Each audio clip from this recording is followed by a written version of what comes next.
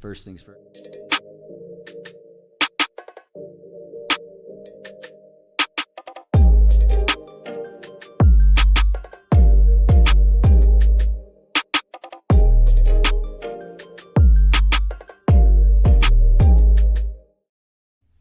Welcome to DDL, where we discuss everyday topics like current events and or controversial points of view. This is Noel. I'm Void. First things first, shout out to our sponsor, Candle Time. Head over to the link in the description to purchase a candle today.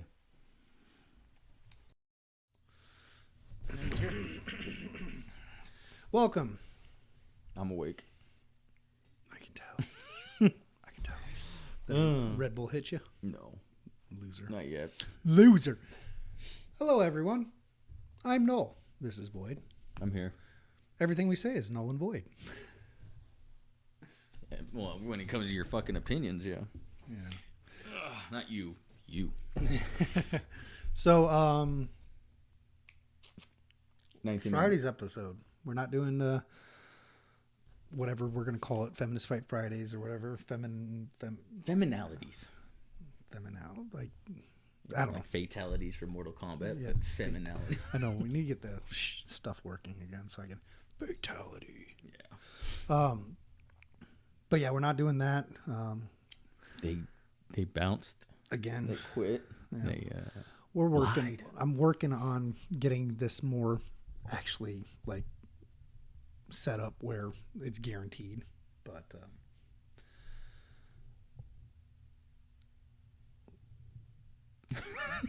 what the fuck? Oh my god. comic relief, man. Yeah. So today we're actually going to talk about the 19th Amendment. I said on Monday the 18th, and that was my bad. I screwed that up. There is a movement going on about repeal the 19th. But it's weird when you look it up, you can't really find anything about it. No, you can't. But I mean, I thought that was big tech strange. and everything, like they only want you to find what they want you to find. Exactly. So Maybe you struggle a little bit to get. I over wonder this if stuff. that would be the same if we like downloaded the Tor browser and used that instead. Or DuckDuckGo. Yeah, or DuckDuckGo or something. You know what I mean? I Or wonder if the results would be the same. No, because I had DuckDuckGo on one of my things, and I remember on one of my old work computers, and it would be completely different results. See, I bet you if you had one of those browsers, we could find fucking better answers instead of Google. Yeah. Anyways, So this is the pipeline.org, the column to save America, repeal the 19th Amendment. Michael Walsh, editor. Yeah. That guy looks funky. Weird. All right. Weird. So with Jenica Arden's welcome exit from the ranks of the world political leaders, leaving a shambles of constitutional freedom and human rights in her wake, now is perhaps an opportune time to consider the passage of the 19th Amendment in American politics as part of our ongoing series to save America. Modest proposals advocating repeal of the most destructive tamperings with the original Constitution. We've already made the argument for the repeal of the 16th, 17th, 18th. Done. In 26 amendments. So now it's time for the women's suffrage movement to take its turn in the barrel. Now, I'm gonna qualify this episode. I'm not sitting here saying that I agree with the 19th Amendment being repealed. I'm just highlighting the fact that there is a movement, and from my understanding, it's a growing movement of sentiment in the United States of repealing the 19th. See, I hadn't even heard about it until today. Start with this. There is no intrinsic enumerated right to vote in the Constitution. Eligibility was left up to each state. Voting, therefore, is neither a civil right nor a God-given natural right, as history clearly shows, but an earned privilege to be granted under certain circumstances or after an individual has satisfied various specific criteria, such as attaining the age of his majority, being a male, a property owner, etc. This was an outgrowth of the original conception of the United States as a voluntary alliance of hitherto sovereign states. I don't know what that word is, but each of which ceded some portion of its autonomy to the new federal government, but which reserved all other rights to itself. Indeed, the 10th Amendment makes this explicit. The power is not delegated to the United States by the Constitution, nor prohibited by it to the states, are reserved to the states respectively or to the people. In other words, the federal government did not create the states; they created the federal government. So the 10th Amendment is actually a very powerful amendment. Mm-hmm. Basically, the Constitution is the formation of the federal government. Yes. And that is the coming together of the states and saying, hey, there are parts of us that as a collective we have to work together, and that's what the federal government does. Yeah. And whatever's not in the Constitution technically is governed by each state individually. Mm-hmm. Yeah. So because they each have their separate own constitution. Yeah. Well, I mean, yeah, that's part of it. Part of being a state is having their own state constitution, everything. Yeah. But the 10th Amendment is very powerful. And it's and the federal government. This is why I lean a little bit more Republican in a lot of my views. Is I would say a little bit more libertarian. A lot of my views, kind of one and the same, almost in my opinion, is that the federal government has ballooned. There's too much federal power right now, and the state's power is dwindling. You do have certain governors that push back, like DeSantis. For as much as I thought he was a horrible presidential candidate, he's been doing he's been doing a good job as governor. But he also has a very powerful legislator behind him, actually backing him and doing these things. Yeah. But Florida definitely is one of the leaders in states' powers, states' rights. Texas is up there as well. Idaho doesn't do so hot on this regard, but that's because Idaho's own state powers are a little bit weak. Yeah. So, okay. In no previous historical iteration of either republican or democracy was universal suffrage allowed or even contemplated. The Greeks and the Romans had a quaint notion that only productive male citizens, especially those who put their lives, honor, and sacrificed fortunes on the line for their city, nation, state, or empire, and who bought their own weapons and armor, could earn the right to vote. While this strikes us as both sexist and racist today, such considerations were unthought of, and while slaves could win the vote via manumission, women were never considered worthy of the vote. They were too emotional, too devious in their machinations, and certainly too weak to fight. In other words, too unmanly, which is definitely correct, definitionally correct. Besides, what Rome needed most at the time of the Punic Wars right up to the end was neither educated, although some were, nor liberated women, but mothers of whom the legions could be readily replenished, and wives who could patch up the warriors and send them back to the battle. Thus, Rome could survive near catastrophic defeats by Hannibal at Tribia,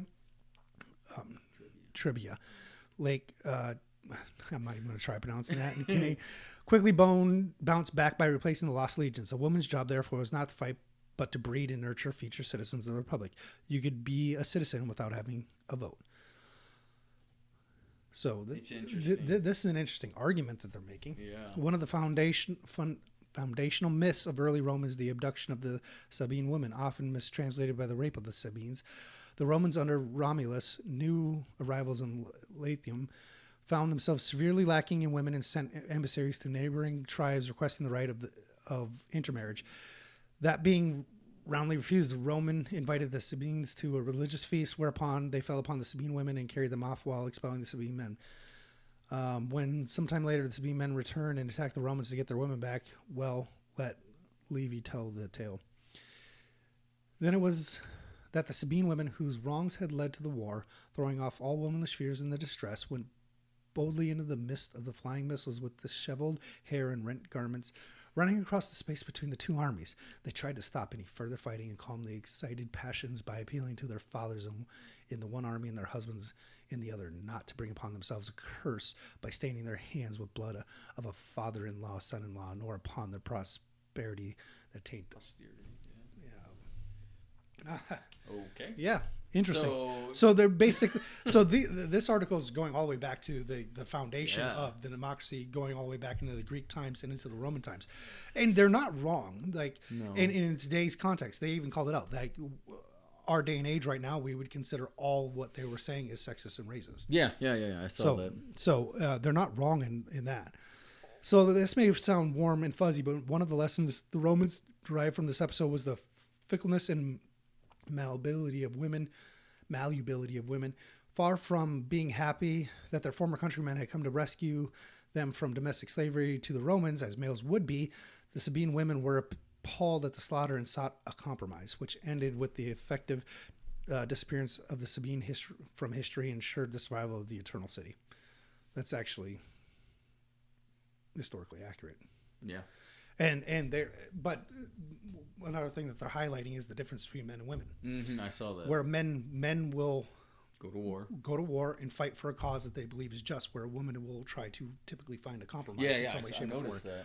So, but this kind of ties into the religious aspects as well, like the Quran and the Bible and all that stuff. They while I'm not religious, there are fundamental truths that are in these books, and those fundamental truths are typically human nature, and the human nature is defined by differences in the sexes as well. Yeah.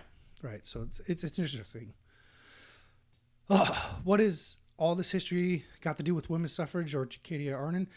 If you read my book, The Last Stands, Why Men Fight When All Is Lost, you will know that I believe the human animal doesn't change very much, and no amount of wish casting can alter reality.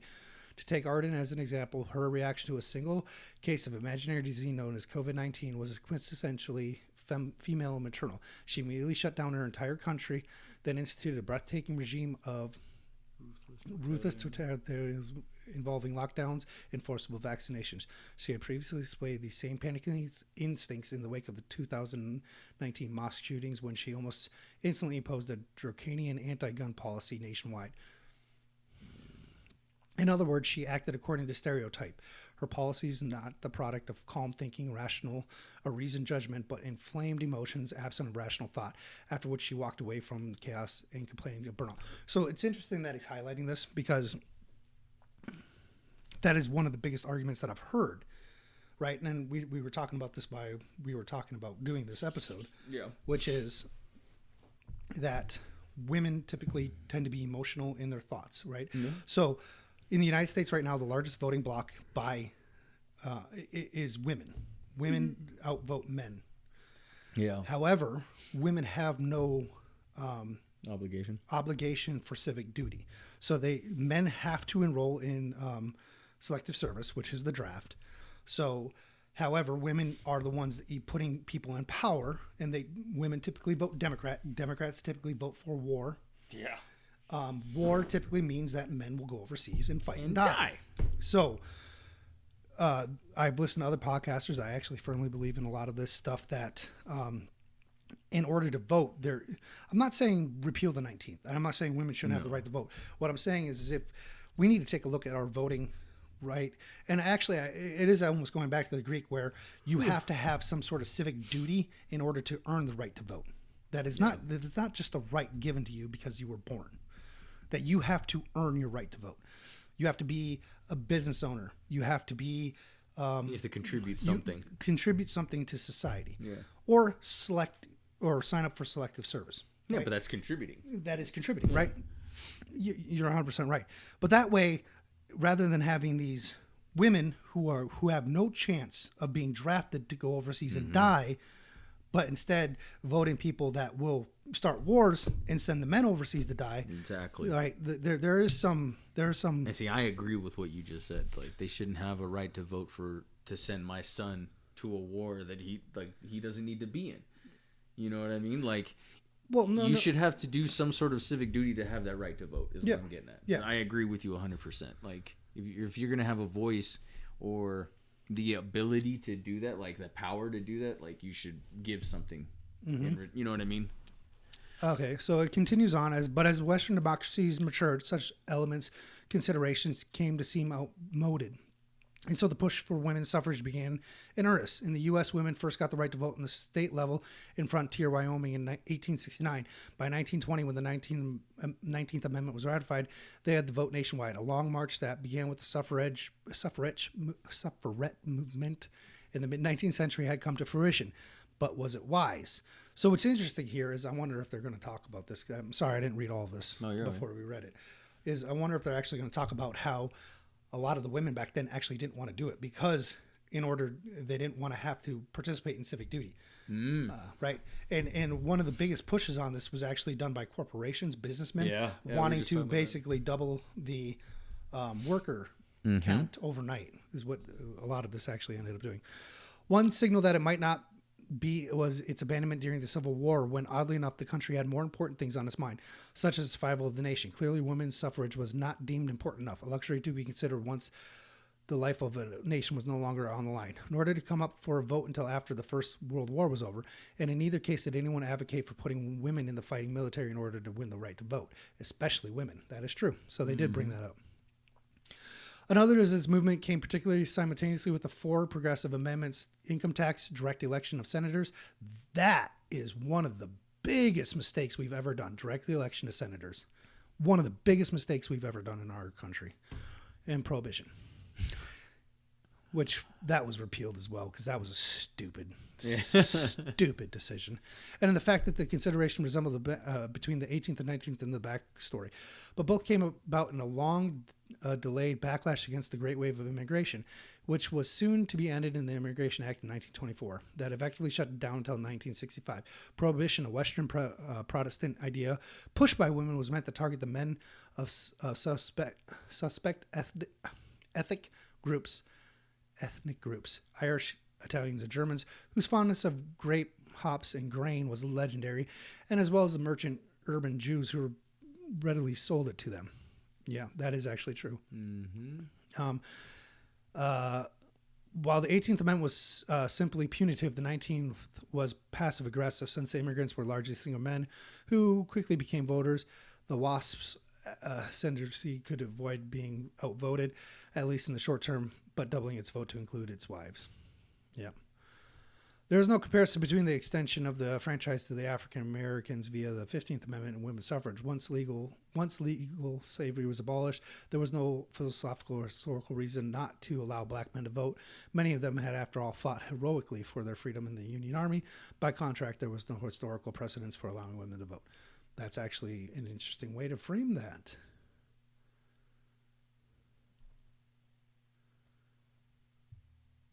Sorry, I'm going to read this again. There is no comparison between the extension of the franchise.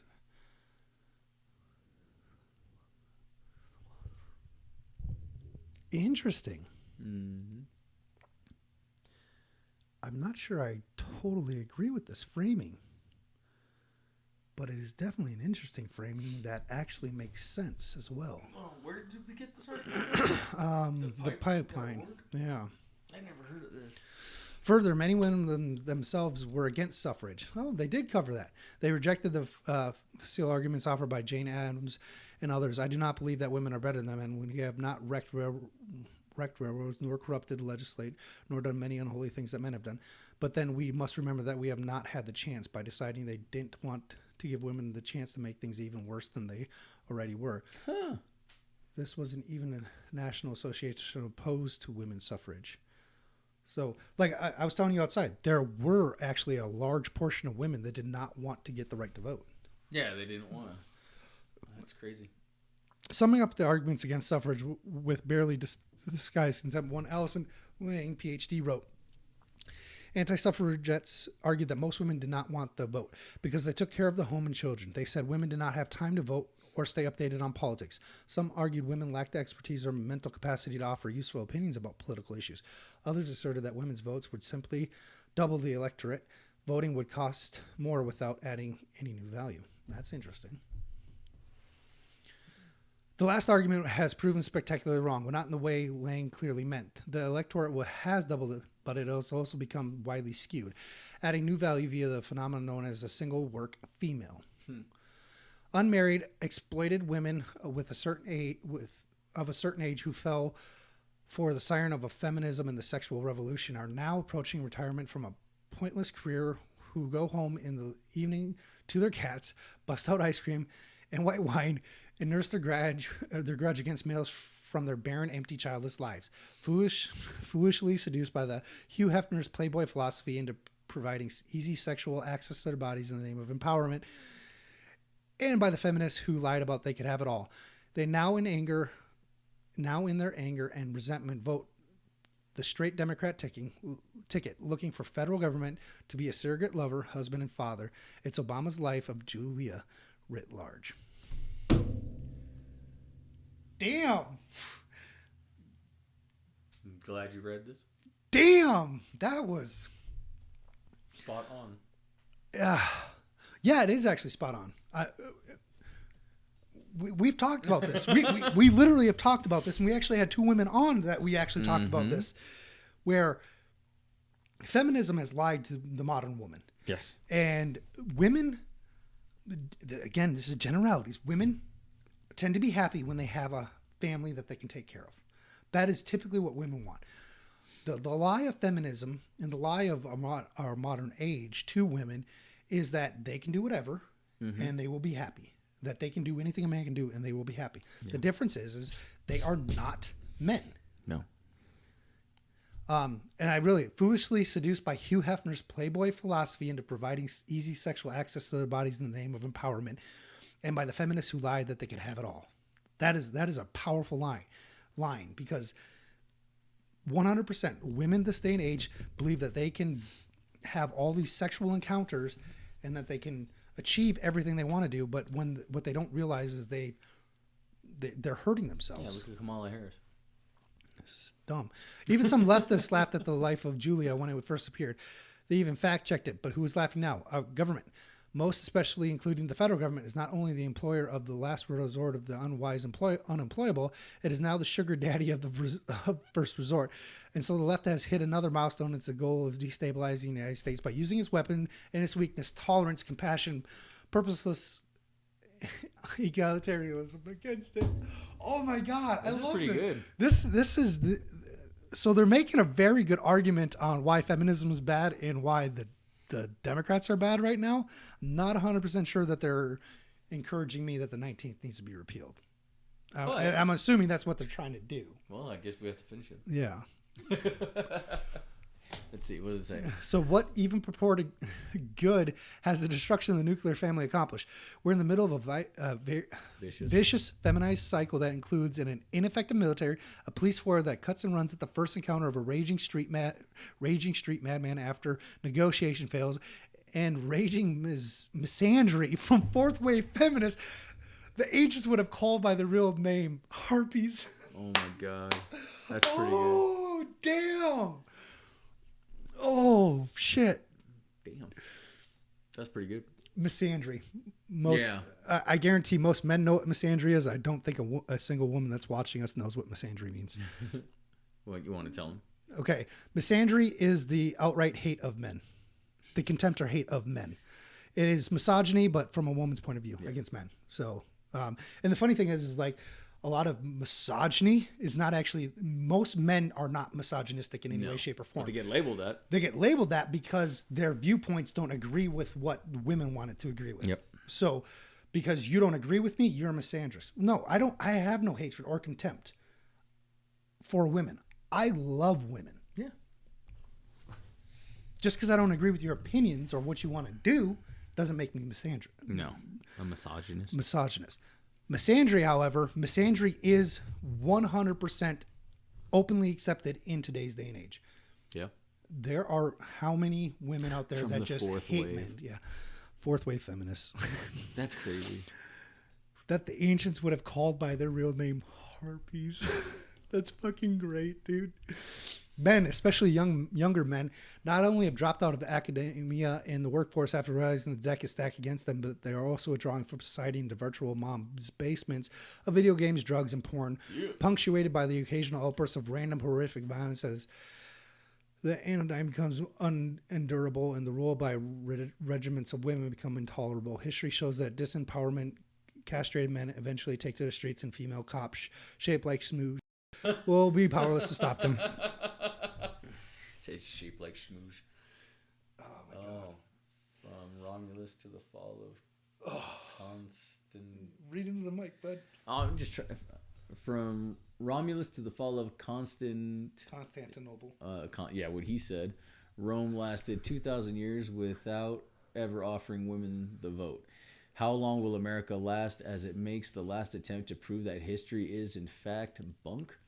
Men are Romans, women are Sabines. The only iron law of history is that imbalances will be corrected sometimes violently based on current voting patterns. If women didn't vote, there would never be another Democrat president. That's now, facts. who wouldn't make that trade? Come on, ladies, do your duty to God and country and give it up for America. Otherwise, a Jacinda Ardern looms in your future too. Oh, that's a good article. So, again, while he's pointing on a lot of things that I agree with, I don't feel that he did a very good job of convincing me the 19th needs to go away. And the reasoning why is because I already don't. My thought is voting, men, women, whoever it is, you should have to do some sort of civic duty. So I could care less if it's a woman's right to vote or a man's right to vote. If you are performing a civic duty, I don't care. So I guess in some ways I agree that the 19th should be repealed, but I also think that the right for just because you're a man to vote should be repealed as well. I get what you're saying. So I guess that's my stance. I will give damn. You wrapped it up, dude. I mean, that's a very interesting last paragraph. From Romulus to the fall of Constantinople, Rome lasted 2,000 years without offering women the right to vote. How long will America last? Right, America's only, 200 and some odd years? Yeah, how long was Rome? And Rome was well over 2,000 years. So we ain't going to make it. I think that's an interesting correlation. History is, in fact, not bunk. History doesn't repeat itself, but there are similarities that there are trend lines that the fourth turning. Yep. Yeah, we talked about that. We went over that. And I don't disagree with what he's saying about how younger men have started to pull back because the deck is stacked against them. Men have become second-class citizens in the United States. Yep. Especially fathers. Yeah. If you are a white man in the United States, especially a young white man, whammy, dude. Like you've hit the lotto for being the most. It doesn't even matter who you are. And that's what pisses me off the most. Is it's like people are people, right? Mm-hmm. It doesn't matter what you look like. Doesn't matter what's between your legs. It doesn't matter any of that stuff. No. Humans should be respected. Yet the party of tolerance, the Democrats, are not tolerant. No. If you don't agree with them, they will do everything they can to destroy you. You're racist, you're sexist, you're misogynistic. Dude, it doesn't matter. Whatever. They'll label you something and then you'll be shunned from society. So I don't think the way to go about it is saying, oh, women, you can't vote. I think it's like, oh, everyone in the United States, unless you are performing some sort of civic duty, such as selective service or part of your volunteer fire program or a business owner, you're actually contributing to society in some meaningful way, then you have a right to vote. Yeah. Doesn't matter if you're a man, woman, white, black, doesn't matter shit. Yeah. But I do agree with the underlining premise that if you're not contributing to society, why the hell do you have a voice in what goes on in society? Because, like it or not, women are the largest voting bloc in America right now. Yeah, they are. Women typically vote Democrat, overwhelmingly vote Democrat. And what do Democrats do? Destroy the nation. Yeah. I mean, plain and simple. Women are probably going to vote for Democrats in 2024. Yeah. They're going to vote for Kamala Harris. God, I hate that lady. They're going to be voting for a party that said, you don't matter.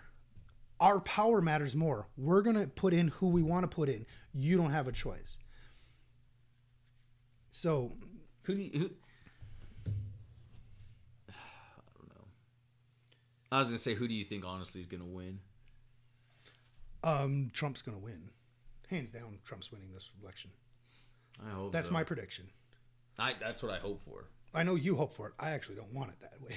No, I hope for that, but because if fucking Kamala wins, dude, oh my god. Kamala stands no chance of winning against Trump. Unless they fucking, do change laws well, and do all that kind of shit again. The shadow campaign. I mean, the New York Times that wrote the article outlining how they stole the 2020 election? And I put stole in quotations because I mean, they admitted how they went around and did what they did. Well, yeah, because they were proud of that shit. No, in all honesty, I hate our political system right now. Yeah, it's so damn divisive. Because Trump's just an arrogant ass. Yeah. He did good things. There's some policies I like. So based on the policies that he did, based on the policies that Kamala and Biden did, Biden/Kamala did. Yeah. What the fuck is he and I'm looking at the policy stance, which is how I'm going to vote. I'm going to go vote for Trump. Yeah.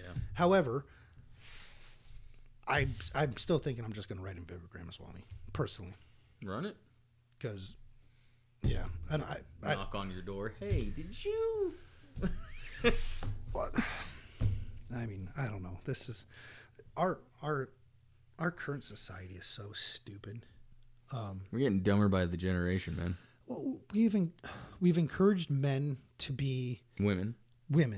We have castrated men, and all that's doing is angering young men. And when young men become angry, they have no strong male direction to help them channel their emotions. Eventually, you're going to hit a breaking point. Yeah. And violence is going to comes out because that's what young men do. Get angry. I heard this once. How do anger is how men cry? Yeah. Yeah. Anger is the emotion that men typically go to. Mm-hmm. I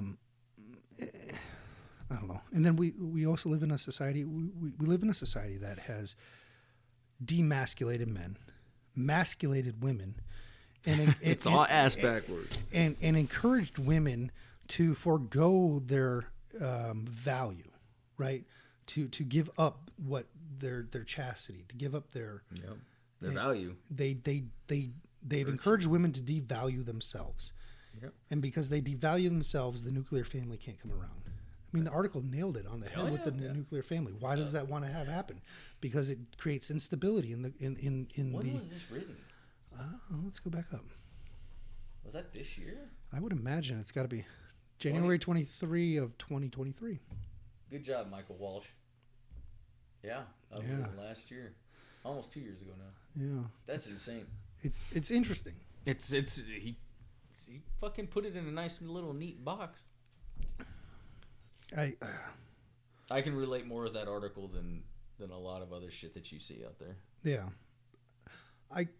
Like I said, I don't think it swung me to say that I mean, I guess I was already of the opinion that our voting rights need to be completely revamped. Yeah. But that's just my thought. I don't know, man. I wouldn't know where to begin with something like that. I know that our current system that we have isn't working. So if we were to run a little exercise, and the way I would pose it to everyone to think about is if we go to war as a country, mm-hmm. most likely 95% of the people going overseas are going to be men. Yeah. Do we want to live in a society that devalues or overvalues someone that is not eligible to put their life on the line and can make decisions for someone else to sacrifice their life for the country? Or would you prefer someone that you have to have a civic duty? That'd be my Somebody argument. who's worth something. No, everyone's worth something. No, what I meant, how do I say this? Never mind. I'll try to think of it. Go ahead, continue. You're saying someone that has skin in the game. Yes. Okay. Thank you. You're fine. I was just trying to. I was like, how do I say this? Like, because it sounds bad when I say it. Yeah, because everyone has worth, right? Yeah. If you're a human, you have value. Yes. Right. Yes. But if you have skin in the game, if you have the potential to go, you should have more of a say in who you elect in order to make you go. This is why I love you. Well, thank you. I love you too. Uh-huh. But yeah, who was it? That light died. Just died. Yeah. Who was it? There's someone that actually did a really good. They were on a podcast I was listening to, and they actually made a very reasonable argument she was a woman, and she is a proponent of repealing the 19th. And she made a very reasonable argument. No, it was some wife from Wyoming. Carrie Lake. No. She's not from Wyoming. Oh, Wyoming? What was that one chick? I can't remember. Anyway, it was a very interesting take to hear a woman's take on why repealing the 19th. Again, I'm not saying the 19th should stay around. I'm also not saying it shouldn't be repealed. What I'm saying is I think the entire thing just needs to be remodified, and you have to have some sort of civic duty in order to vote. I don't see anything wrong with that. Like if you're a business owner and you're generating income for your community, you're contributing to society. You should have the right to vote. I would almost say that in that regard, if you have employees that work for you and your business is profitable and contributing, they are also contributing to the community as well. They should have the right to vote as well. See, there you go. Something like I that. like that. Right? But I think we need to put some thought into it. And rather than having people that are suckling on the teat of the federal government, telling people that they have to go overseas and die just so they can get food stamps or just so they can get fucking child support or just so the federal government will come in and give them a cell phone or what the fuck ever. Preach on, Reverend. Obama, you're a pile of shit because you expanded this beyond belief. Yeah. That Obama Obama phone. God, I voted for that motherfucker. I never did. I voted for him because I got on board with the change. Oh, and you bought the lie? I bought the damn lie, and I knew it within 6 months that he was a full of Fucking shit. piece of shit. Yeah, I never not vote for him. But yeah, the people that are suckling on the teat of the federal government should not be determining who runs the federal government, or even runs the state governments. Fuck yeah. You cannot be subservient or needed to have the government to make yourself live and then have more of a right to tell me how I should live just so you can go ahead and take the things out of my children's mouths. Message. Makes no sense. Yeah? Yeah, I just nailed it. Oh, don't mind me. Fucking weird. Okay, give your final thoughts on this, buddy. Nothing, man. I think exactly what you said is 100% true. But the only way that that's going to change is if we make that change happen. Yeah. You know what I mean? Yeah. We can tell this new generation or people coming, the next people that are about to play this game, what we're doing now, trying to communicate with them through the videos and whatnot. You know what I mean? But we're just going to get labeled as sexist and women hating and everything like that. But that's not even what I'm trying to say. I never said women shouldn't vote. I said you should have to have a civic duty, a civic responsibility in order to vote.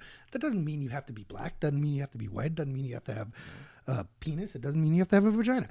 You just need to have some sort of civic duty. Yeah. That's my contribution. Contribution to the country. Yeah, contribution to the community. I don't see anything wrong with that. Oh, I guarantee the Democrats I guarantee the FBI is going to be tracking me down now. Throw him up. He made too much sense. We can't have this. But the problem with this is never going to change, right? No. Because women have bought into the lie that feminism has told. Yeah. And they believe that they have a right to these things without actually putting it. It goes back to accountability. We were talking about accountability. We were going to do accountability on Wednesday. But we didn't. Men are typically more accountable for their actions than women. Yes. Now, again, it's a generality. Doesn't mean it's across the board. We understand that. But in generalities, men take responsibility for their actions. Men will decide what is right and wrong in their minds, and they will fight for that.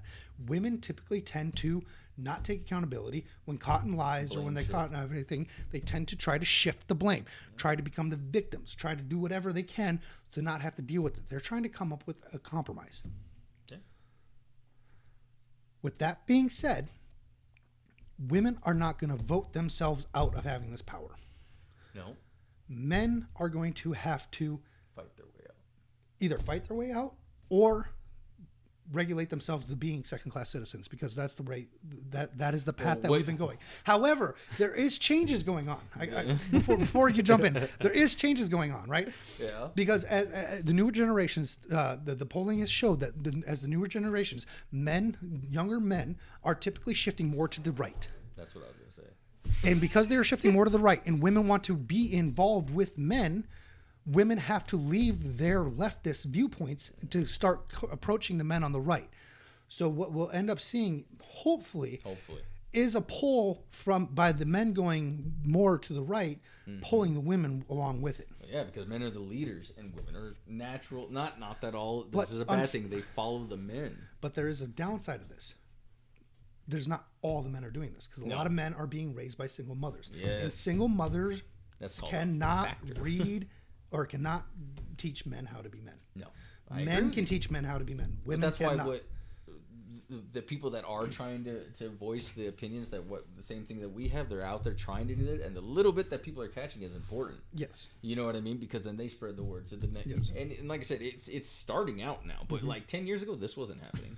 A lot of the younger women I know in my life tend to actually share a lot of the viewpoints I have. And that's good. But that's because they're coming from dual parent households, or they have strong male influences in their life. Yes. So they see things more they don't always agree with everything, but they tend to empathize. So this is interesting. Question for you. Who is more sympathetic, men or women? Men. Sympathetic. Oh, women. Women are way more sympathetic than men. I thought you said empathetic. Who are more empathetic? Men.